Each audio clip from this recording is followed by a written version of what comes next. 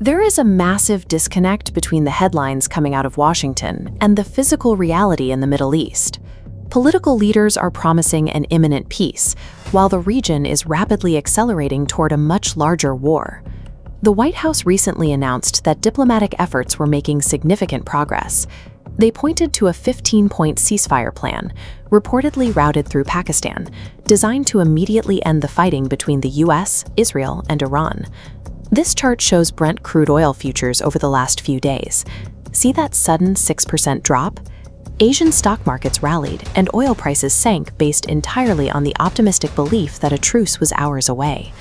But that market relief was built on a phantom agreement. Iran's military quickly and publicly rejected the entire US framework. Lieutenant Colonel Abraham Zulfagari went on Iranian state television to openly mock the proposal. He asked Washington a very pointed question. Has the level of your internal conflict reached the point where you are negotiating with yourselves? Global financial markets are trading on the illusion of a diplomatic breakthrough. Meanwhile, the actual combatants have already locked in their coordinates for a massive escalation. Tehran delivered its formal rejection in high explosives. They backed up their televised mockery with a relentless, overnight kinetic bombardment across the Gulf states. Drones bypassed air defenses at Kuwait's international airport, slamming directly into a fuel storage facility and igniting structural fires on the property. The attack radius expanded well out into the Persian Gulf, striking targets in the island nation of Bahrain. Simultaneously, a military installation in western Iraq's Anbar province took a direct hit. That specific base houses regular Iraqi security forces alongside U.S. personnel. 7 security members were killed in the blast, including a military doctor. These coordinated launches demonstrate a specific logistical capability. Iran possesses the hardware and the willingness to hold U.S. and allied assets at risk anywhere in the region at the exact same time. The sheer volume of overnight strikes immediately triggered an emergency debate in Geneva at the UN Human Rights Council, a 47-member intergovernmental body within the UN responsible for protecting civilians caught in conflict zones. A government actively seeking a ceasefire does not execute a synchronized, multinational bombardment. Tehran is proving exactly who controls the physical pace of this war.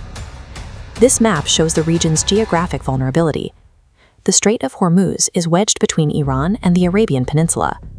For 3 weeks, transit here has been halted for Western shipping, severing the trade route for a fifth of global oil and gas. The energy freeze is obvious, but a much quieter supply chain is also breaking down. 1/3 of the global fertilizer trade is currently locked behind that same blockade. The World Trade Organization issued a blunt warning about this specific disruption. Cutting off those raw materials will directly lead to shrinking agricultural harvests, severe global food scarcity, and skyrocketing grocery prices. Iran sent a formal note to the International Maritime Organization, specifying that only non-hostile vessels will be allowed safe passage. They are explicitly barring any ship tied to the US or Israel. By holding those cargo ships hostage, a localized desert conflict is engineered into a global economic choke point, positioned to starve allied nations of both energy and food. Global food and fuel shortages are severe, but the physical trajectory of the ballistic missiles points to an even higher stakes target.